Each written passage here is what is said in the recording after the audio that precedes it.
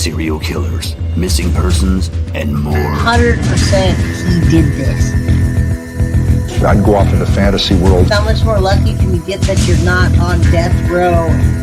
You want to know what we know. My name is Jay.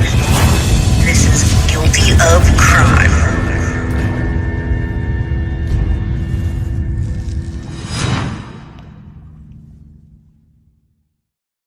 Hello, everybody. What's up? Today, we're remembering Corey Micciolo. Maddie, I see you here in chat. Maddie, Olivia, and I'm going to play these pictures while I talk. I have an intro, but I can't play the music, so I'm going to let those scroll as I talk. Hello, everybody. Do me a favor, hit the like button. I got that from YouTube. All those pictures from Maddie. And Maddie, if you're still there, Olivia, good to see you. Today, we're talking to Corey's grandma, Rebecca Micciolo. She's going to speak out today about Christopher Gregor's sentencing, if she thinks it's fit. It's very raw. And as we're going over this, I'll tell you, I got about 15 minutes until she comes in. And until then, we're going to do a case recap. Now, while I'm doing this and I'm talking, I'm playing these, I'm putting these pictures because today is a special day remembering Corey. All right. And now, trigger warning, everybody. You know, this is my trigger warning potato. So, trigger warning when Rebecca Micciolo comes on. Please do remember that she's free to say what she wants. It's going to be very raw. It's all raw and fresh to her. All right. So, on that note, let's talk about it. Christopher Gregor, this is often referred to as the treadmill dad. Now, we all remember that I'm not going to show the treadmill scene again today, but he was convicted of aggravated manslaughter and child endangerment to the death of 6-year-old Corey Micciolo. Now, the case gained significant attention due to the graphic video footage of the treadmill. The surveillance video showed Gregor forcing Corey to run the treadmill at high speeds, causing him to fall off over and over and over again. The incident, along with other abusive behaviors that we've talked about in many other episodes, it ultimately led to Corey's life being taken. Also, blunt force injuries. So Gregor was sentenced to 25 years in prison, with 20 years for aggravated manslaughter and 5 for child endangerment. Remember, they offered him a 30-year sentence, I believe, and he turned it down, and he ended up getting less because the sentence is to be served consecutively, meaning he must complete child endangerment and then after that, the next sentence before starting the manslaughter charge. So Gregor's eligible for parole after 85%. He's been in there for years. We broke it down. I believe he's going to probably be a good guy in there because that's how he pretends to be, and he'll probably be out in 18 and a half years with whatever time was served. It's obviously a tragic case with big consequences. We heard lots about this case before. Absolutely, he should have gotten more time. We're going to talk about that today. There's Rebecca on the screen in the pictures, and I'm going to do a recap. When I do the recap, I'm going to put Bree on here. She's not live, but we are talking to Rebecca today, letting her have the floor. I want to remember Corey Micciolo as he was before. So still, this channel is fan funded. So if you have the means to donate to the channel, gift membership, super chat, super stickers, all that, I do appreciate it. All right. And I want to thank Scary Sherry for sending me a $15 Cash App yesterday. I didn't see it yesterday. All right. So let's get into this so we can have enough time before Rebecca comes on. And I'll play this also, but we're also going to go over Gregor's sentencing with her on so she can react to it and let you know. I don't want to show anything or say anything that's like, triggering to her, but the sentencing is what we're talking about. Her book, her letter that she wrote to him, she wrote an email to him days ago. All right. So I want to go over that and we will get back to this video, but let's get to this one and highlight the case. Remember what happened. Beautiful little boy. We want to remember all of our victims, families are victims too. All right, let's go. This 100 times. 100 times. because her little boy kept coming home bruised and beaten when he visited his dad's. 100 times. And then there was this one last time, and it was a biggie. It was an emergency order seeking full custody. Emergency to the Department of Child Protection in New Jersey. Emergency. He can't go to his dad's tomorrow at 9 a.m. It can't go on. It can't. And the judge said, no. Now, remember, Rebecca's also going to talk about the judge. She's going to talk about Chris. She's going to talk about sentencing, and it's still very raw. Holidays just passed, meaning Halloween. Were there other children that are around, and Corey wasn't there. Thank you for becoming a member, Tish. And Criddles, thank you so much for supporting the channel. Much love. Thanks for the amazing content. I appreciate you. I hope you guys did follow this case, and I hope you watched the trial, because we did deep dive into this case a lot. So now we just want to make sure we remember those people that we've covered and give Rebecca a platform. And so Bree loaded that little boy into the car, and she took that little boy to his dad's. And 9 hours later, that little boy, Corey Micciolo, was dead. And there's the result right there. His dad's mugshot, charged with murder. How does this happen? How does this happen? Bree Micciolo is live with me now. Bree, I am so incredibly sorry that we are meeting under these circumstances. It's unbelievable that this can happen in this day and age. Why, after 100 calls and an emergency desperate plea, were you denied the opportunity to keep your child alive? I don't know if it was incompetence on DCP&P's side or.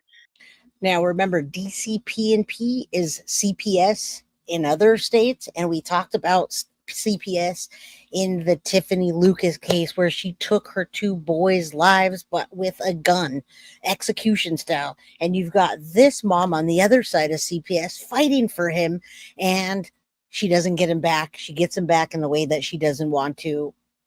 Bree is a warrior. She's been on our channel before. We love her. We support her. And she always has a platform as well. Thank you, Stormcat, and everybody that's here. All right. So remember that DCP&P is CPS. They failed too many times, and this is one of the big ones. They just didn't believe me, but I collected evidence. There was a video of it happening, so I honestly do not know how it was not clear as day that he was being abused. It makes no sense to me, and I don't think it ever will. I can't show the video right now because it hasn't been released, but I'm going to describe it for our viewers. It's at a gym where the allegations are, and the video purports to show and the judge his saw dad it, putting him on a treadmill and continuously upping the speed, even though Corey can't keep up and keeps falling off the back. He's grabbed by his shirt and put back on the moving treadmill. He struggles constantly to gain his footing. At one point, his father, Christopher, Gregor, appears to bite the top of his head. Even despite all of this, the court said this: they do not find that Corey is in danger of imminent and irreparable harm. Therefore, now, remember that the judge saw this. A judge saw this. There was a judge that reviewed this and still gave him back to Chris. Christopher, Monster, Gregor, thank you so much. Sorry, guys, still sick. Prayers to you. Scary Sherry, thank you so much for the $9.99 super chat. The father is demented. We did a video on him being a sadist. All right. Now, this video was ruled by a judge for him to still get him back. And then days later, this happened. Or maybe it was days or weeks, but we can count weeks as, 14 days, 13 days. The court does not find a temporary modification of the parties' custody and parenting time arrangement appropriate at this time. This was the day before Corey died. And then after Corey died, the judge said, the video was viewed by the court, really speaks for itself in illustrating that this defendant did abuse this child. I think when you watch the video, it is fair to say that anyone who would do this to a child does pose a significant risk to the community. Is that the same judge, or is that a different judge based on now the murder allegation? It was two different judges. There it is. Have they spoken? Has there been any consensus among law enforcement and authorities that they completely failed you, and that because of that, your beautiful little 6-year-old boy, Corey, is no longer with us? No one's going to admit that they thought the abuse was going on before, because that just shows they were wrong.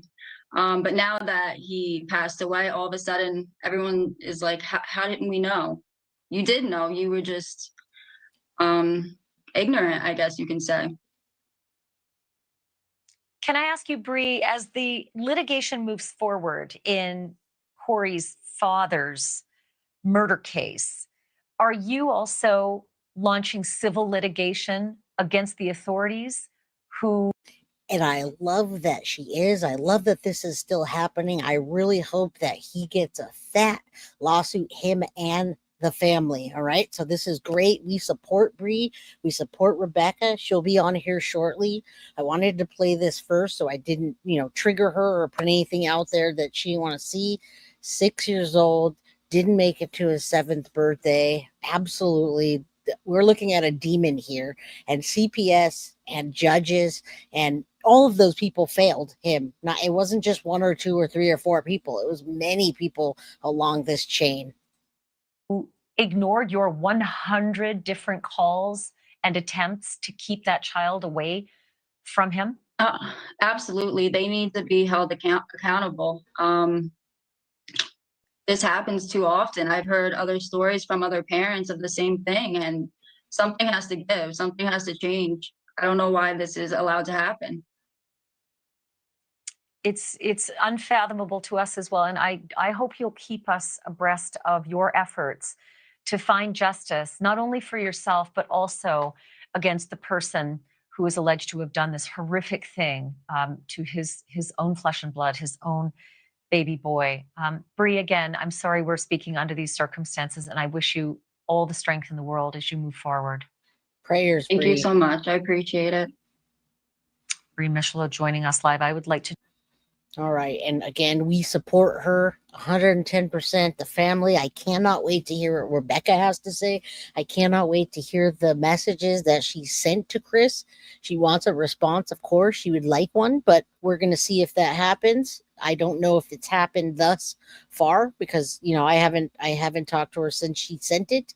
We briefly just exchange text messages this morning, but as we wait for her to come up, I'm going to play this and we'll talk about the case, and we're going to play the sentencing as well.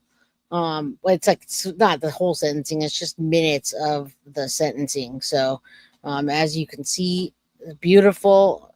You did a fantastic job, Maddie, Olivia. You did a fantastic job on this. Good to see you, Tiff. Haven't seen you in a while. And we have Rebecca. Let me add her to the stage real quick. And as we watch this for a second, I'm going to stop this and I'll pull her up. Beautiful little boy. We'll get back to this. I hope you guys got to see these images, soak them in. We'll play them some more. For now, let me bring her on up. And Rebecca is here. Let me put the double screen here. Hold on 1 second. All right, there she is. You're muted. Go ahead and unmute yourself. There you go. Good afternoon. Good to see you. It's probably evening for you there. Hi, can you hear me? I can. How are you doing? Okay, how are you? I'm doing okay as well. Doing okay. Prayers for you, the family, and we just did a quick recap on the things that happened just so people that don't know the case know it, and the ones that do. So I see a few people here from the community, from the Justice for Corey community. So you have the floor. I want to find out from you, talk about sentencing. That was a big question I had, was what do you think about the sentencing? Obviously it's never enough, but looking back at it now. It's never enough. I really got tired of hearing from all the experts of why they couldn't do more. I get that, I guess he was never convicted of a crime prior, I don't know. I don't understand the law, so I'm not going to really, I just don't think it's enough. I don't think it would ever be enough for anyone who had to deal with this. Right, right. Yeah. And we broke it down 7 different ways before, and we were like, okay, he has 18 and a half years total, and then however many years he was in. I don't know if he was in for like 2 years or something, because he Yeah. wasn't out on probation. So yeah, he's got like 16 years, which is never enough, and it goes by really quickly. Yeah, definitely. So what's going on with you? How, I hear Halloween was tough. You did a book you wrote to him. Tell me about everything. Talk about it. I've written to Chris 3 times, September, October, and then again today. I figured I'll do it monthly. I don't expect a response, but it's like therapy to write to him. So I don't know that he's getting the emails, because I know that the staff at the jail has to read them first. And I guess they determine if it can be, given to him or not. So Is there anything that you want to read? Sure. Okay. Yeah, I'll actually read them, the 3 of them, to you if you want to hear them. Yeah, I would let you know that. I mean, I just got a letter from the prosecutor in Kentucky. I was doing Tiffany Lucas, that took her son's lives execution style, 2 of them, and she was on the opposite side of CPS, and the prosecutor just emailed me and asked me to take the body cam footage down. So I mean, that gives you an idea of who's watching these things, and I know many times the family does. So if that little bit of hope that it gets out there, and maybe the family, the dad's watching or the mom, I'd love for them to hear this from you. Right. So the first email I sent to him was on September 10th, 8:27 a.m. It was very brief. I just said, I'm requesting a visit. Add me to your list. That was it. And then on October 22nd, 9:28 a.m., I wrote, I don't expect to hear back from you, but I will continue to email you so you know that I've not forgotten you. I'm a believer in God, and God does see everything. Take your time.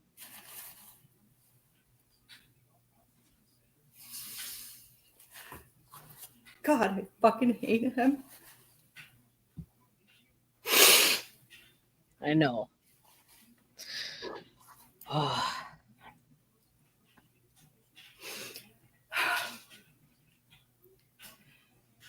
I'm a believer in God, and God does see everything. As I told my grandson when he asked if God could see what you were doing to him. One day, as you were taking your last breath alone, maybe you will tell someone what you did on April 2nd, 2021. I won't ask you because I already know. I also know you attempted to have Brianna killed while you were in county. That's not wise, but I expect nothing less from you. She's protected. We all are. You won't get another opportunity to harm my family. I pray daily that you are feeling just like my grandson felt in your presence, afraid, hungry, in pain. That online master's degree didn't make you a man. It's a joke. My grandson deserved a father, not a monster like you. I'll send a stamp in case you decide to write back. I won't hold my breath. Hope your appeal is going well. I heard it takes a long time. Must be so difficult looking at the same walls with no freedom to go outside when you want. Very much how my grandson felt when he was with you. Have a nice day. And then the one I sent today, because I figured I would send maybe monthly. So today I wrote, I don't even know why I was being nice this morning, but I wrote, good morning, Chris. I don't know what got. It's therapeutic. Right. It's therapeutic sometimes. So I wrote, good morning, Chris. I'm hoping your short time in prison has given you time to reflect on the horrible acts you committed. I know you filed an appeal, but honestly, you and I both know that won't set you free mentally. If you got out tomorrow, you still have to live with the facts. You can deny it and maybe even convince yourself you didn't do it. but I know somewhere in that head of yours, you know what you did. The sad thing is your family never reached out to offer condolences. They've decided trying to save their name is more important than the life that was lost. Corey was their first grandchild and nephew to your brothers and sister, but nobody is grieving the loss of Corey. It's very sad. Let me tell you about my grandson. Corey was a beautiful child, and this is me writing to Chris in case he forgot. He was smart way before you came around. He was funny, he was loving and caring, all the things that you weren't. You wanted to take credit for all of his academic accomplishments, but honestly, his teachers and Brianna and my family get credit for that. Corey wanted a father so bad. He wanted you to love him, teach him, play with him, hug him, the things that fathers do. You and your family couldn't stand the thought of sharing him with my family. You wanted total control. Corey would have done great things had he not been taken from this earth. You were like a sniper. You focused on your target and you took him out. Your speech in court was lame. I expected more from you. After all, you have a master's degree in education, even if it is an online degree. It was difficult to contain myself in court, but I did it for Corey. You know, my family loved him more than anything, and you know taking him from us would destroy us. I predicted this would happen, but nobody believed me. You had everyone fooled except me and Brianna. You wanted me out of the picture so you could manipulate Brianna. Chris, do yourself a favor. While you're in prison, admit your wrongs and take your punishment. Your appeal will take a lot of time to be heard and a lot of money. Your parents are up in age. Stop wasting their retirement money and accept what will be, like Corey did. He knew you were going to end his life and he accepted it. I don't expect to hear from you, but writing is therapy for me. I'm sure prison staff isn't giving you my emails. Got to protect the rights of the criminal, I suppose. Such a beautiful November day. Do you get much time outside? And I think that's about it. And then I just wrote, regards, Corey's GMA forever. So that was November's message. December, I might send him a Christmas or Hanukkah card. I'm not sure. Yeah, I mean, I love what you're doing. I love it's all just love and passion behind it from you. I mean, it's just raw what you're saying, how you're feeling, and the progression, I don't know how it's going to progress. It might be in December, you send them that and a little condescending jab, and then by next year, it might regress back to, where you just want to call them a bunch of names.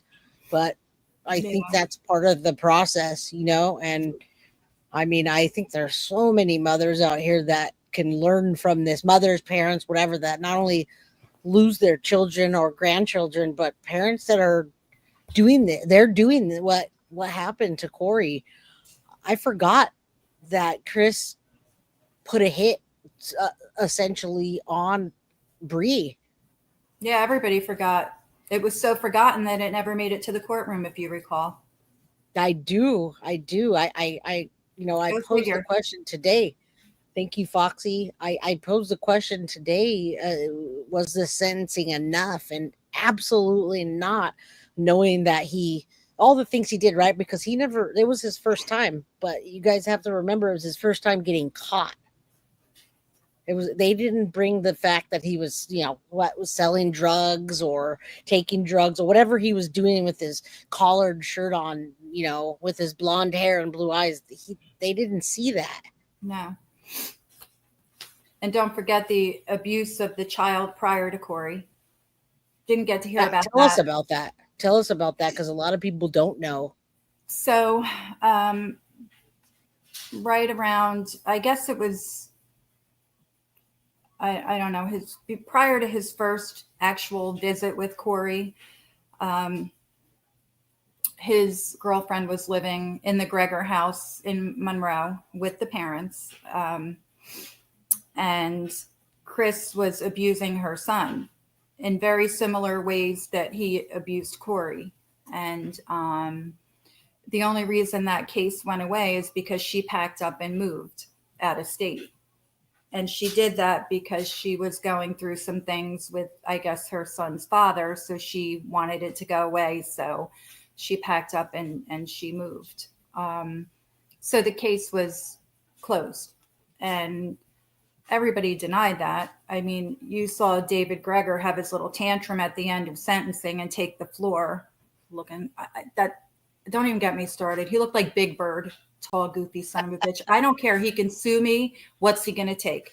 They can't. It's allegedly, supposedly, and it's our opinion and freedom of speech. There's nothing that, we were silenced for the last almost 4 years. Oh, don't do this. You might jeopardize the case. Don't do this. Right. I wish I would have acted up in the courtroom. I probably would have felt better, honestly, because I don't think the outcome would have been any different. If they had to drag me out of there every day of trial, kicking and screaming, do you think that would have made a difference? Would he have gotten less time? Would he have gotten? I don't think it would have mattered. No. I just think nobody wanted to deal with me. I agree with that. They don't want to deal with you or with Bree or with anybody. I mean, they made bad decisions and they know they did. And that's why we root for Bree. A lawsuit isn't going to do shit, but maybe it'll just open up a little bit to somebody about their failures. And it was I blame Chris, but I blame them for letting that treadmill video come through and then not taking him away. Well, I think what happened, prior to Corey's death, when Bree filed the emergent order, DCP&P didn't give Judge Bradshaw that video. I don't know why. I would hope that had they given it to him, he would have ruled differently. Grandma. But, I don't know why it wasn't given to the judge, but apparently it wasn't. Well, that's a failure on their part. And so, a lot of people assume that you guys or Bree was going to do a civil lawsuit because, right then and there. That's a failure. And then the 100 other times, right? And this is Corey's grandma, Rebecca Micciolo. We're here today talking about Corey. This is his grandma, and she has a lot to say. And she's writing a book. Hopefully we can help direct her on that. Just for the people that don't know. But yeah, that's a huge failure of the system. Damn. A lot of things. I can't believe he put a hit. I can't believe he did that before with another. I remember now with the ex-girlfriend that we saw, that we had her on here, playing a video, and none of that was documented. Nope. And, I understand Judge Ryan saying Chris was never convicted of any crimes, but he committed a crime during the trial by coaching his mother. Is that not a crime anymore? So that was one crime he committed during trial. I thought you weren't allowed to do that. Coaching a witness or something. I thought that was a crime. I guess that's it depends. Good question. So I don't know. I just feel like with Judge Ryan, he could have been a little more harsh during sentencing. He could have been a little more stern. He was just he didn't get mad. He didn't, that's what it was like a good old boys club. I felt like it was a good old boys club, and it was wink, wink, nod, nod. Do your time. It was, we're trying to avoid an appeal. So go ahead. I'll play this after. If the judge was more stern with Chris, then that would have been grounds for an appeal. Then every case would be appealed. I've heard some judge rip people, new ones. They can say that. They can say you're a worthless, narcissistic, sadistic, psychopathic for doing that to your son. He could. That's not grounds for appeal. And that he didn't. Have to do. And he did. What he did say, he could have been more stern. That's what I said. It was almost like he was saying, now, I told you not to touch the cookie jar. Don't do that again. He was just, I don't know. I don't know. It's just not the way I expected it. And then, like I said, for David to be able to take the floor at the end after we made our impact statements, he was allowed to get up, and he shouldn't have been. He was allowed to, he was asked, I guess, if he wanted to make a statement, and he declined.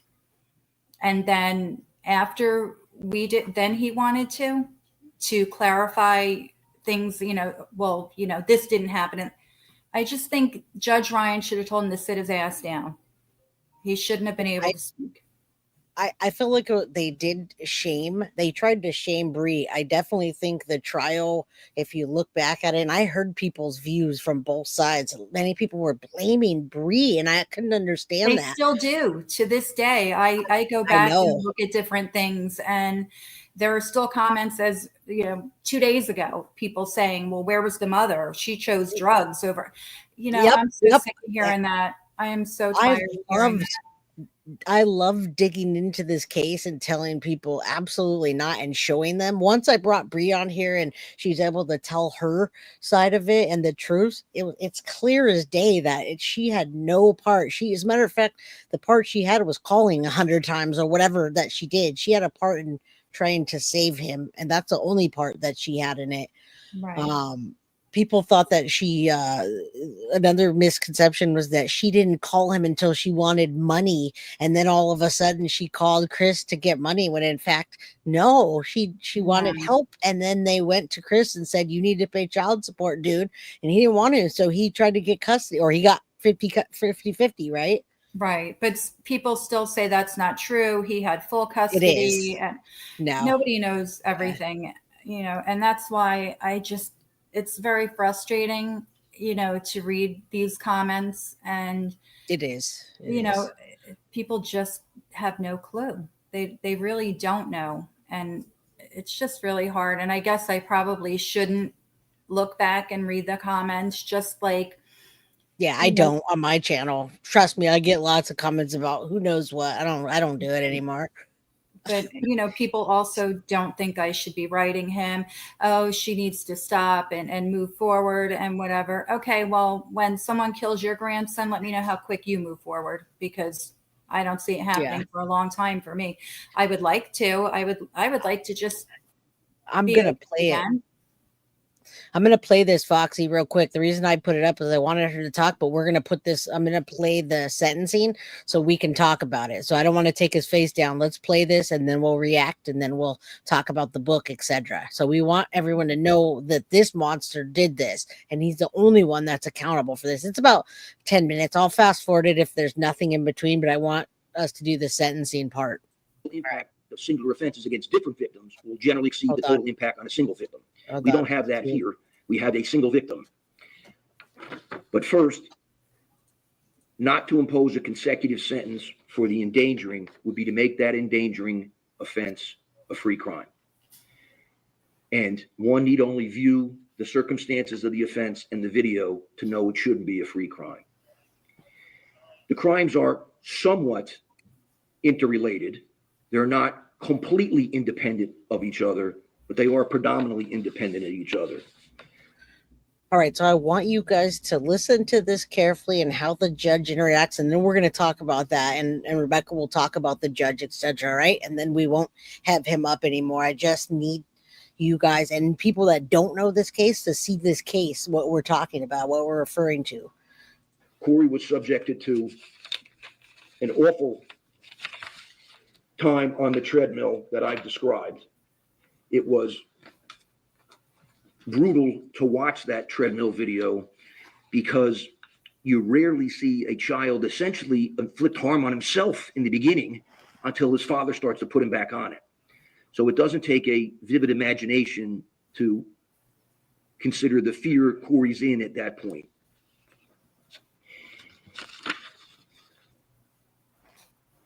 The two incidents are approximately 12 or 13 days apart, although they both occur in Barnegat. They're at different times, and they are at separate places, although relatively close together, the gym at the complex and the defendant's apartment at the complex. I don't But they're understand not so sufficiently close in time as to be a single. And if there's anything you want me to stop, or you want to comment on, or you don't want me to play this, I can stop it, Rebecca. I just want people to see how the judge was, so they can see what happened if you didn't watch it. Yeah, but if you have something to say, because I'm talking, I'm like, the way he talks and how one was at your apartment and one abuse was, outside. So I don't understand how that's a factor at all. And there is a wrongful death or some sort of lawsuit coming, Michelle, and I'm here for it. So you guys, after this, I'm not going to play any more videos. You're going to hear Rebecca's thoughts, my thoughts, and we're going to talk about the book that hopefully we get to write and the idea that I have for the progression of this episode of aberrant behavior. This is not someone that went and committed 4 car burglaries in a parking lot, one after another, which would be a single episode of aberrant behavior. They clearly involved separate acts of violence and or threats of violence and harm to Corey. The second act being the ultimate act, which was successful in ending his life. They don't involve multiple victims. So I conclude, for those reasons, that it would be to send a message to the public, to the defendant, and to those who abuse children, that you can get away with one offense if you get caught on the other. That's not a good message. For deterrent reasons in general, or for specific deterrence in this case. And therefore, I conclude that count 1 and 2 should be consecutive. The law requires me to make a additional statement on the overall fairness of a.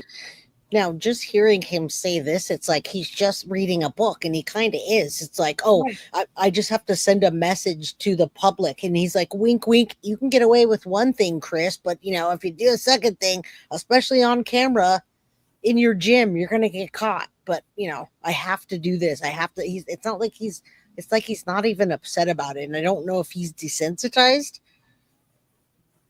Yeah, without the treadmill video, it would have been a lot harder. All right, let's listen to this, and then we'll talk about it. A consecutive sentence. This is a requirement imposed by our Supreme Court in State versus Torres, 246, New Jersey, at page 246, a 2021 case, where our court held that the trial judges to make an explicit statement of fairness that explains the overall fairness of the consecutive sentence.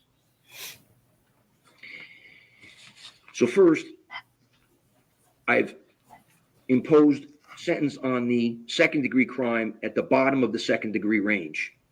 Second-degree range is 5 years to 10 years. I conclude that if I were to go greater than the bottom of the second-degree range, I would be subject to an abuse of discretion as that being excessive.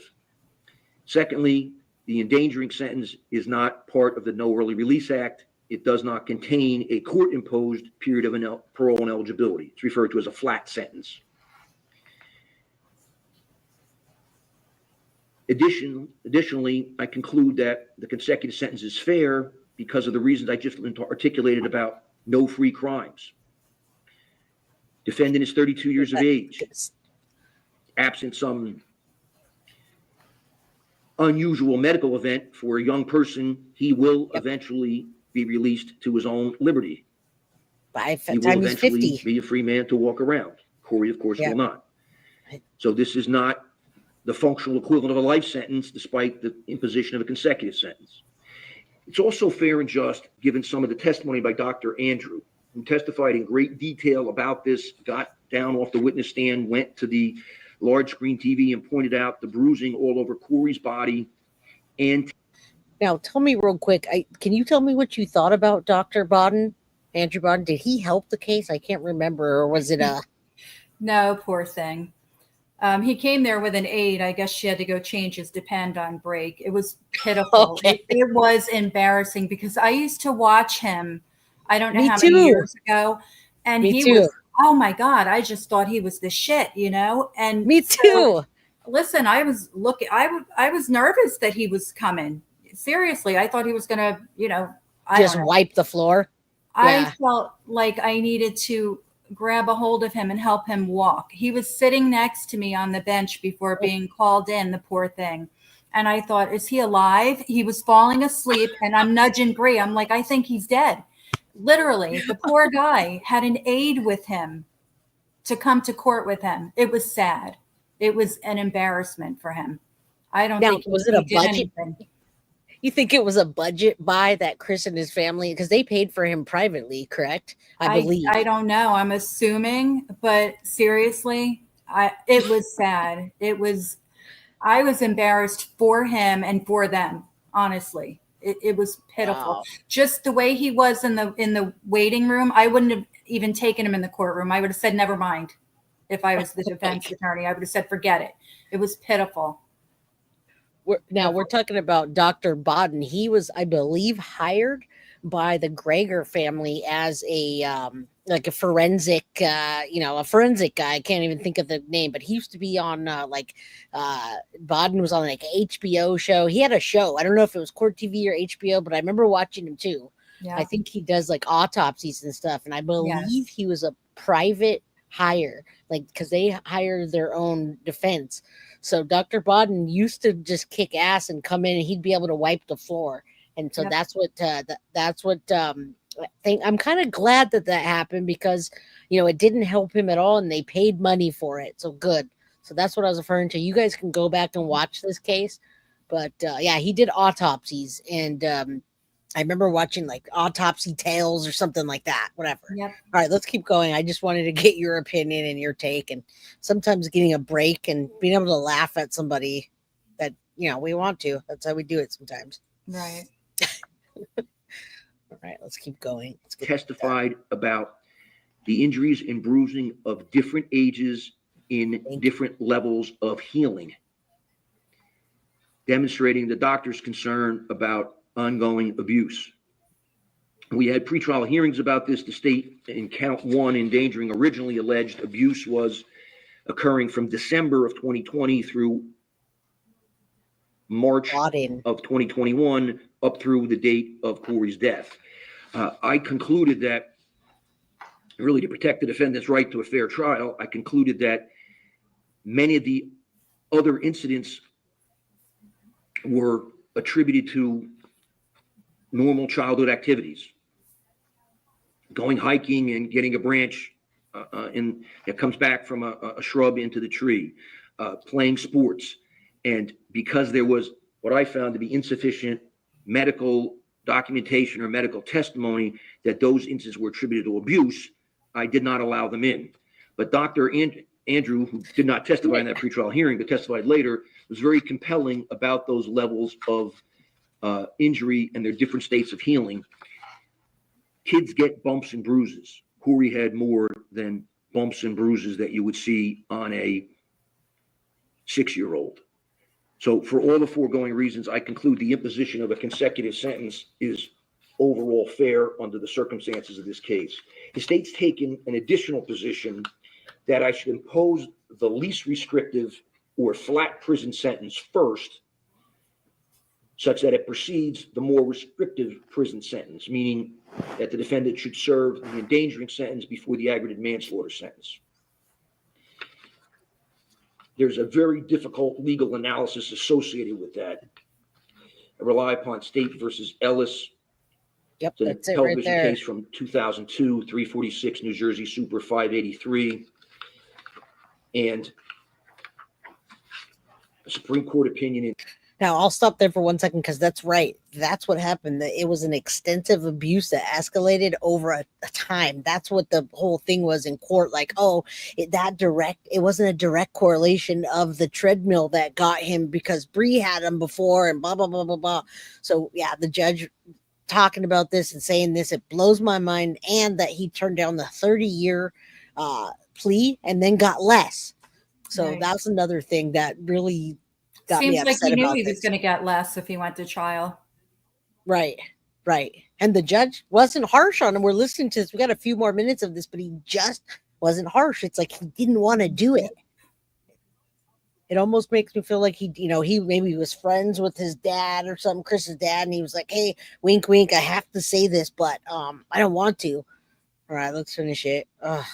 in State versus Pierce, Pierce, 220 New Jersey 205, an appellate Supreme Court decision from 2014.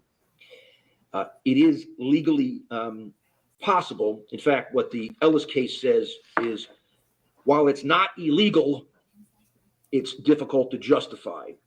And it typically runs afoul of certain sentencing guidelines, and it may interfere with the expertise of the parole board in determining when a defendant should be released on parole. And based upon both of those decisions, I conclude that I cannot impose the least restrictive sentence first without engaging in an abuse of discretion. So therefore, I direct that the No Early Release Act sentence on the aggravated manslaughter count run first, followed by the flat sentence on the endangering count, such that the aggregate sentence is 25 years and that the jail credit of 885 days comes off the aggregate sentence. Another condition of the No Early Release Act is that defendant shall serve a 5-year period of parole supervision upon release, that he shall provide a DNA sample and pay for the cost the same. There are 2 $50 victim of crime compensation assessments, 2 $75 safe neighborhood assessments, 1 $30 law enforcement training and equipment fee. The superintendent of the institution where defendant is incarcerated shall draw sufficient monies in an amount not to exceed 1/3 of the inmate's total income as may be required to pay these assessments. The Office of the Victim of Crime Compensation Board submitted a request for restitution for funeral expenses. There's been testimony during the course of the case about whether or not defendant's parents paid for funeral expenses. They didn't pay Now, for is that shit. even? That's what I was going to ask you. Is that even didn't pay true? for Did shit. anybody? Nobody's contacted you and said, "Here's $2 from Christopher Gregor," because they took it out. Nobody's done that, huh? Nobody's. No, that family did not pay for shit. They can say they did. They didn't pay for shit. Well, they sure like how they look at all times. If you notice, when the camera's on them, they try to play up to it. They definitely played up in court. I don't know if at some point they did take the stand, but they acted like holier than thou. Yeah.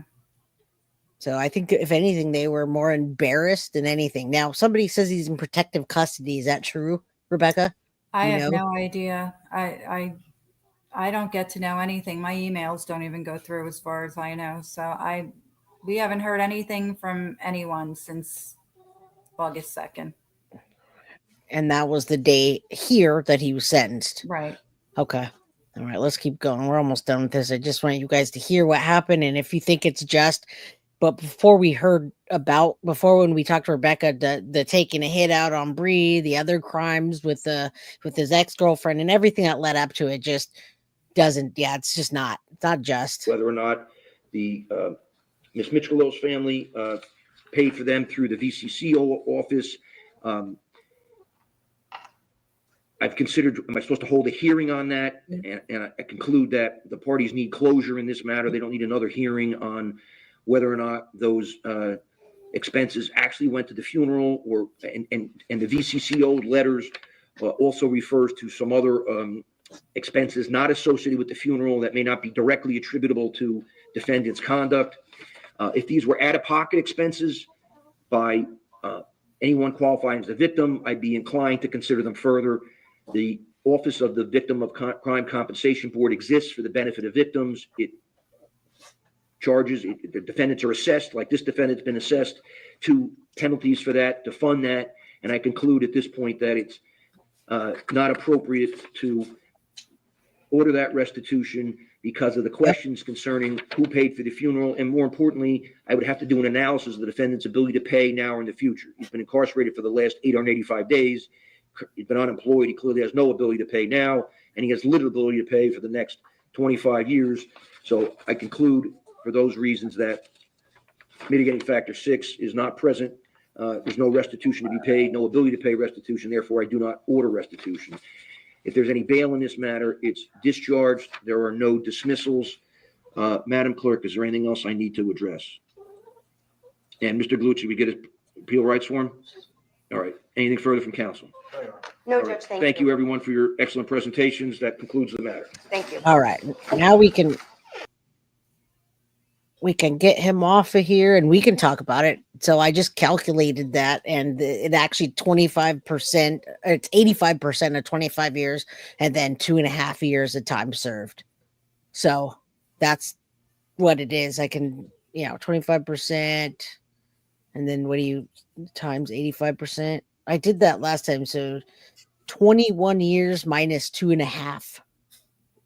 So that's how much he has left. 21, around 21 minus 2.5. Not too long. If I'm still alive when he gets out, I'm going to go pick him up. I'll give him a ride home. 18.5 years that he has, and that's meaning that he's like good and everything, because on a case like this it has to be 85%, and in New Jersey it's 85%. So he has 18.5 years there. All right, so that being said, you obviously don't think that's just. We saw the judge. What do you think about, you were there in person with the judge? How did it feel? I just kept waiting for him to raise his voice, to point his finger, something, but it didn't happen. No, he didn't even lecture him like a lot of judges do. Nope. It just didn't seem right, And tell us about the family a little bit, because I know that they made a big deal, like for the cameras, right? That they didn't see the video, or they didn't want to go. What happened with that? They didn't want to go. I don't know what they did, but they made a big deal out of it. Well, they claim they didn't see the video, but his father is retired law enforcement. You're going to tell me that man didn't analyze that video from start to finish numerous times? There's no way they didn't watch that video. They didn't want to admit they watched it, because if you don't see it, it didn't happen. Right. They watched it. I feel like a lot of the time was just them being like embarrassed that their son did that and wasn't, like a good guy, because they tried to act like they were grandparents of the year, and he was, trying to be father of the year. That's how I saw it. Yeah, that's exactly what they wanted everyone to think. All right, so let's see. Mara says, I thought the endangering charge was part of the bail reform in New Jersey. Why does his parole say 2039? I have no idea. I don't have no idea. I mean, I'm telling you right now, I looked it up before, and it says Christopher Gregor was sentenced to 25 years in prison with 20 years for aggravated manslaughter and 5 for child endangerment. The sentences were to be served consecutive, which means one after the other because of the way it went. So that's 25 years. And then it says he'll be eligible for parole after serving 85% of his sentence. So that's 18.5 years with the time served. So if you add 18.5 to 2024, that's why. Or 2023, right? Was it last year that this happened? 2023 plus 18.5. Was that August 2024, or was it last year? Oh, no, court was just this past August. Just this year. Okay. Yeah. Okay. So I added that up, Mara, and that means 2041. So 2039 for parole is about right. That is just about correct, given that he doesn't do anything in prison.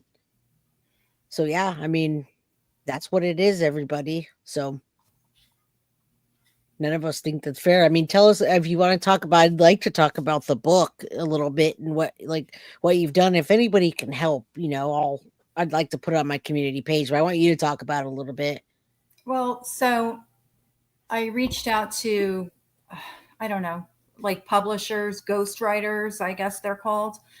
And, I'm getting different opinions. One person told me that, I should start the book way back, like when I met my husband, Brianna's father. Well, what's that got to do with anything? Like, I don't know that that's where I should. Why does anybody care about that? Right. And then, another person, oh, well, this isn't going to be one book. It's going to have to be several, and then, so I'm kind of, I'm stuck where I actually entertained one company, and then, I submitted something to them, and then they sent me like 2 weeks later what they called chapter 1, and it wasn't my words. It wasn't what we had discussed. And I thought, Oh, okay, wow. so who's writing this, me or you? I know the story. Like Yeah. so that kind of turned me off, and I thought, well, that's not the route to go. Oh, right. I just don't know where to go with it. I have the story. I just don't know how to write it, and that's what I've said all along. I don't know how to write it. Right. Now, I mean, just a little suggestion, and I'm listening to read those letters, and I think that would be a great part of the book for you to just write whatever you can, what happened. Like, it doesn't have to be in a format. I mean, I wrote a book before, and this is what I did. I just literally vomited on a Word document. Right. And then I sent it over to an editor, and instead of changing my words, he made it sound better and then edited it into chapters. So my Right. recommendation is also to use your letters. I mean, if they never get to him, they're going to get out to be published, and maybe Right. at some point he will read that book. I mean, it can be called Letters to Christopher or whatever. And every time you feel like writing him a letter, write the thing down, write the first part of the story, right? Use the letters, and then, whatever. I mean, I'm just, I've got my degree in graphic design. I'm an artist for my whole life. And so just being creative, that's my idea for you. Right. Right. So that's why I encourage you to keep writing those letters and documenting them, because you can use that to get your thoughts out and for a healing, Right. Right. Yeah. Anybody else? It's just harder than I thought. I just thought it was going to be, originally that, I thought it would be done by the end of October, published and out on the shelf somewhere, and just didn't happen that way. And it's frustrating because, like I said, I have the story, I lived it, I just can't get it out there. Well, I think, like I said, my idea is just to get anything that you can, just write anything. And then instead of having someone be a ghostwriter, have them just be an editor to the book. And what they do is they take all your thoughts and make it sound, or they put it into an order that you're trying to, and they make it. So maybe ghostwriting is the wrong, the wrong verbiage we're using. I'm sure somebody can help. Crime Remember says, please don't let anyone change the story, which we're not. But there's so many people that I think can give us insight on it. Or, like I said, I have an editor. I can send him your way and you can see. I don't know. The thoughts are in your head. So obviously the words come from you, and then someone organizes them. Right. Like I can't break it down into paragraphs. It's like one big run-on sentence with me. It's like I don't know where to start and finish a paragraph. It's hard because there's so much, and then I feel like I jump from one topic to the other, and I'm like, oh wait, no, this happened first. Let me go back. It's not as easy as I thought it would be. And I really want to get it done, though, because I really think it's important to get it out there because, I mean, there's got to be a time that somebody in his family is going to come upon this book if it's written. They're going to see it. Somebody that they know will, or, and that's my goal. I want everybody to know. And everybody does. I mean, you have a lot of information that you you can put out, and if someone could just help you organize those thoughts, which I do believe that can happen now. Synth, sure, you can help. Synth, you can absolutely help. I can exchange emails with you guys, and you can give the ideas to Rebecca. But how many pages? Let me ask you, how many pages do you think you have? Right now, I probably have about 35 pages written, and then, it's just, like I said, it's total pages, not paragraphs. So it's like just front and backs of pages, I just don't know where to cut it off, where to start and end a paragraph. It's just not easy. Yeah, and I think, I do think just getting it down is the most important part. That's really good info, guys. And I know, Synth, you're definitely Synth helps me here on the channel, and she organizes my stuff to the T. So if you, I will definitely do that. I can't read all your comments, Synth, because it's flying through, but I have to have her connect with me. I have designer and I know authors from my days as beta reader. Yes, we will do that, Synth. We will definitely do that. I got you, and I got her. But I think that is a big thing, Rebecca. Is just get it out. I would love to see those letters in there too, because with dates, because I'd love to see how they progress. Just I feel like that's a big part of the story that's going to be told, is how you feel and how it changes over time and how it might go back. And that's a huge thing. You know? mean, I think what are good ideas for the book. Like I thought I'd even include some court documents in there, different things. I don't know. Absolutely. A lot of things that maybe nobody heard in court or weren't, allowed in court. I just think I have good ideas. I just don't know how to put it together. I've not ever written a book before, so it's hard. It's just really hard to get it done. Well, my company has published 20 something books since I've been there. So I think I have a little bit of idea, and I've also published a book. So like I say, get your thoughts down and then let somebody help you organize them. And then the publishing part's not that hard. Like really anybody can do it nowadays. So if my team can help you at all, I know Synth can. She can at least help you get your thoughts together. I'd love to be able to help you. Because I've seen it done, and you just throw up on paper and let somebody help you organize it is what it is. You got to get it out of your head. Right. I had both companies that I spoke to, both publishing companies. They were like, well, for this fee, if you pay this fee, then we're going to publish your book and it's going to be available on Amazon, whatever. And I'm like, will it be in a store? Oh no, we only make them as they're ordered. We only print the books as they're ordered. I'm like, no, I want to have a box full of books sit in my living room. Like I want a book that I can touch and hold. I don't want it online. Is that a new thing? I don't know. Maybe people don't. I wrote a book and I ordered my books and I have them here and I sign them for people. I have a couple books sitting here. I send them as gifts or I give them out. No, it's not. And I did those myself. And like I said, I was in the process of 20 other books since I've been at my company for 17 years. So if you need our direction, we can help. It's really, they were just trying to get the money from you. They're just trying to get money. Those, I think maybe we given you the wrong verbiage, like a ghostwriter. Maybe somebody gave you the wrong verbiage, but I don't think we want what they're selling you. Let's try to help you. No, it didn't end up being what I thought it was going to be. And that's why I was like, I can't do this. I have a couple books just sitting here right now that I wrote, just sitting on my desk. And, I just, like I said, I just vomited out what I wanted in a Word document. I don't write by hand. I just said, and I shot it off and I had people help me organize my thoughts.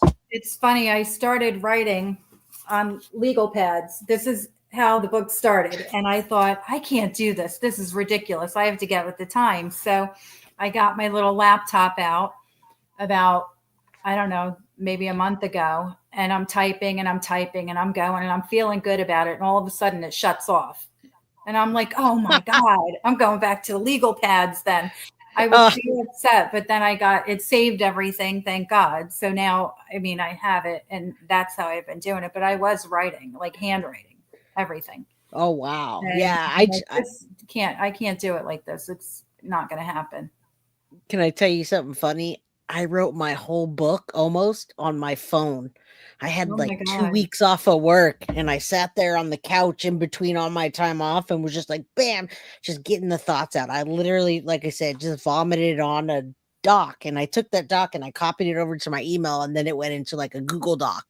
So yeah, I definitely recommend if you can get it from the paper to like any kind of Google Doc or whatever. It'd probably be a lot more better. That's what I ended up doing. Yeah. I'm like, I can't be doing this yellow legal pad stuff. I'm never getting anywhere. It was too much. And then I can't read my writing. I'm like, wait, what did I write here? It was a lot. Thank you, Stella, again for the $20 buy a copy for all those helping we give here. Thank you. And we do. Yeah. Like I said, I'd love to help you get the ideas. I don't want you going in a circle, especially since I've seen so many books published. It's like, I shouldn't Another good thing about putting it in like a Google Doc is that if you don't have enough and it ends up being like separated out, you can fill the blanks in with court documents or with like actual things like that happen that you don't have to write because it's already documented. Right. That's what I was thinking. Like those kind of Yeah. things I wanted to, things that people don't know. They didn't see it or hear it in court. I wanted to include some things. Yeah. And you could just write like checklists of the things that didn't and then fill in the blanks after.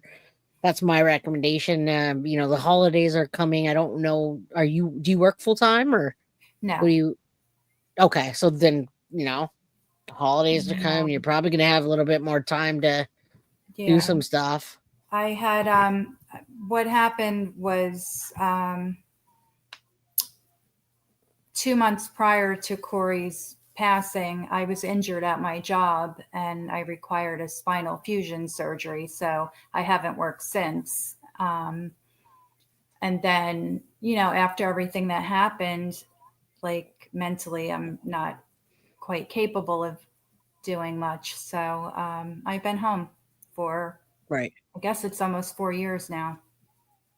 Wow. I'd like to be at work. I think it would help a lot Yeah. to take my mind off of things. And I enjoyed my job and my work friends, but that's all a thing of the past. So they all went away. Yeah. And that's fine. Well, once you get busy into that, it just the time flies. So I mean, maybe this will help to kind of get that started. And we're all here for you. You talk to the Gothic Breed, our moderator. You talk to her, and we can put you in touch with Sin to help you. And just it should help. But we're also here for any updates or anything you want to talk about. We're here. If there's anything that. Yeah, I just don't want anybody to forget about Corey. It's like there's so many. I know there's other court cases that are out there, and it's like I don't want this story to be forgotten. I don't want Corey to be forgotten. And sometimes I feel like, sentencing is over and life went on for everybody, but not for us. We're still here, so it's it's tough. It's just really tough. No, I get it. And before I reached out to you, we were talking about let's do a remembering Corey, remembering, the people that we covered and the families, all victims. So then I reached out to you, or Bree reached out to you, and that's how we did this. We don't want people to think they got forgotten. And I hope you can see those pictures because I'm going to run this through.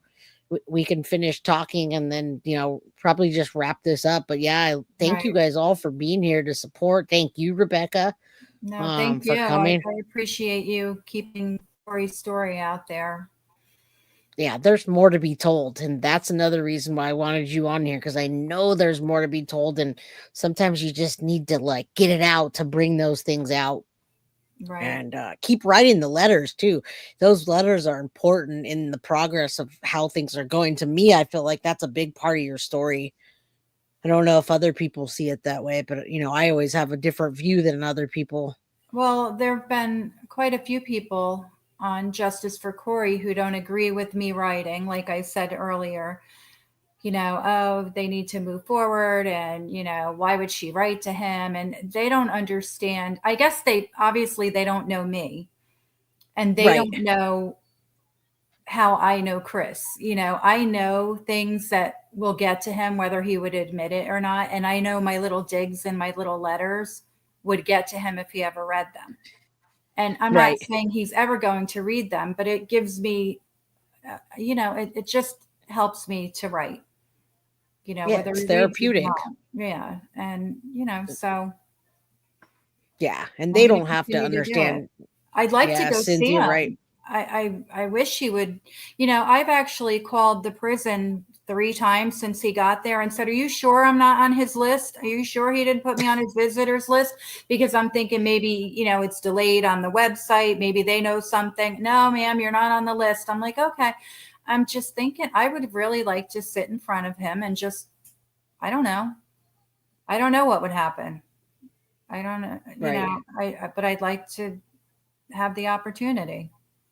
And I wonder if he would even say anything or just the same old story. Like, I didn't mean it to happen. It was an accident. Like, I don't think he'd say anything because he doesn't want to risk screwing up his appeal, because now I'm pretty certain what he's thinking is, I'm going to get out of this. My appeal, he probably thinks somehow, this appeal is going to happen and he's going to get out. That's probably what they're all thinking right now, the whole family. Imagine if that happened. I don't think that will happen. It was a pretty straightforward. I'm glad the judge sentenced him the way he did, even though there was no emotion to it, and I understand that. But it was by the book. There was nothing wrong that you can say about that because it was by the book. So when you go back to an appeal, you can't. There's nothing to appeal on. I just don't. I don't see that. Well, I don't see that happening.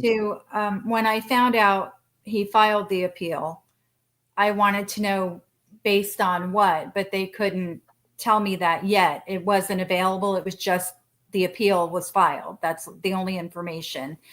So I don't know when that, when they find out what it was based on. Will they tell me over the phone? Will somebody tell? I don't know how that works. What I'll tell you, and I've been watching and studying true crime for most of my life, and I'll tell you right now, it's usually an automatic thing. It's probably not based on anything that has like a foundation to it. Right when somebody gets they're handed down their sentence, their attorney files for an appeal, and especially since Gallucci announced that on the that was after trial. I guess it was like the last day of trial. I believe he announced that an appeal would be filed, if I'm not mistaken. It's an automatic thing that just happens in like right away. It's just giving them their shot at it immediately. Right. Most people will just do it just because, like I said. So I don't know that he has any grounds for an appeal at all.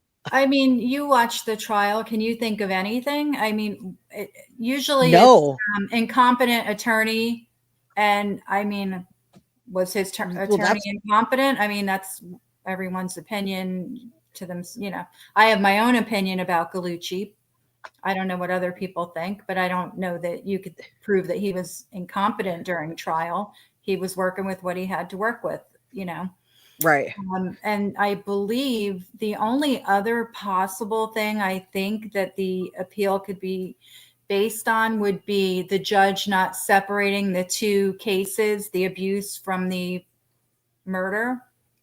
But the judge thought long and hard and really was contemplating separating the two, but then in the end decided not to. So I would like to think that the judge knew that, he was making the right decision, or he wouldn't have made it, just like everything else that he didn't do for fear of an appeal, right?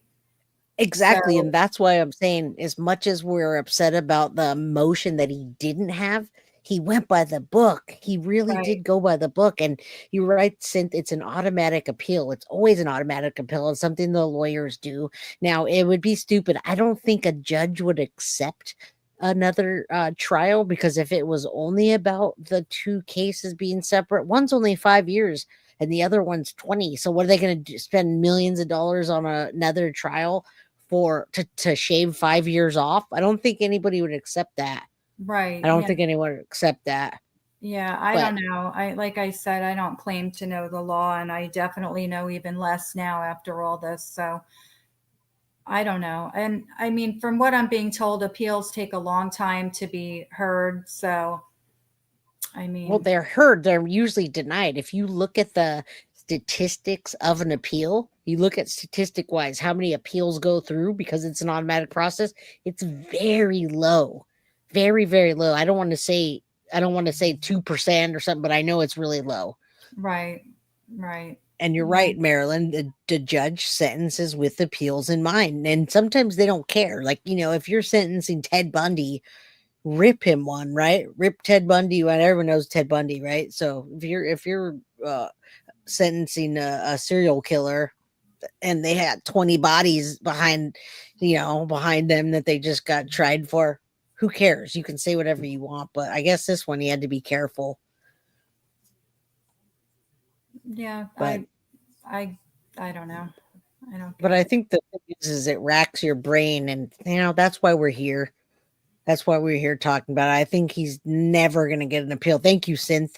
It's like getting a case in front of the Supreme Court, 2%. Usually they just exhaust the appeals. It's a really low. I wish I knew the number exactly, but 2% is about right. They literally just don't do it. Right? Well, that's good to hear.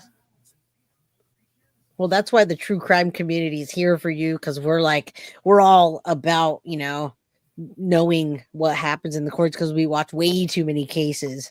And you don't want to watch cases, but you're here because of what happened. So right. I had another question that maybe you can answer. Wade Wilson, we all know who that is, right? Yeah. How is somebody getting a hold of his jail calls? How does that happen? Well, that's a good question, because I just got, like I was telling you, they had the prosecutor messaged me and told me to take the body cam down. So you file a FOIA, a Freedom of Information Act request, and you pay them money and they send it over. So FOIA. Now my girls all do that here. Bree and Carly, they file FOIAs. That's how we get a lot of the documents. So it's a Freedom of Information Act. You can do that and file. And I know you want his, even if it's not phone calls, they can release body cam. You can see a lot of things with Freedom of Information Act, Rebecca, that might help you in understanding the process.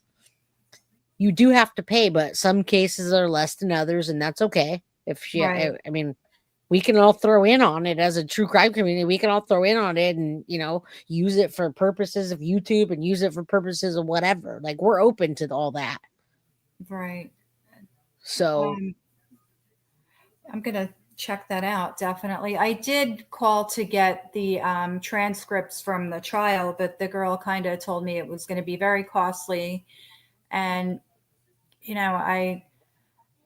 mostly what I was looking for, I don't really need the transcripts, but I wanted the letters that were written on his behalf from the people that wrote on Chris's behalf at sentencing. I don't know if that would have been part of the documents or not, though, but I was. And sometimes you don't know.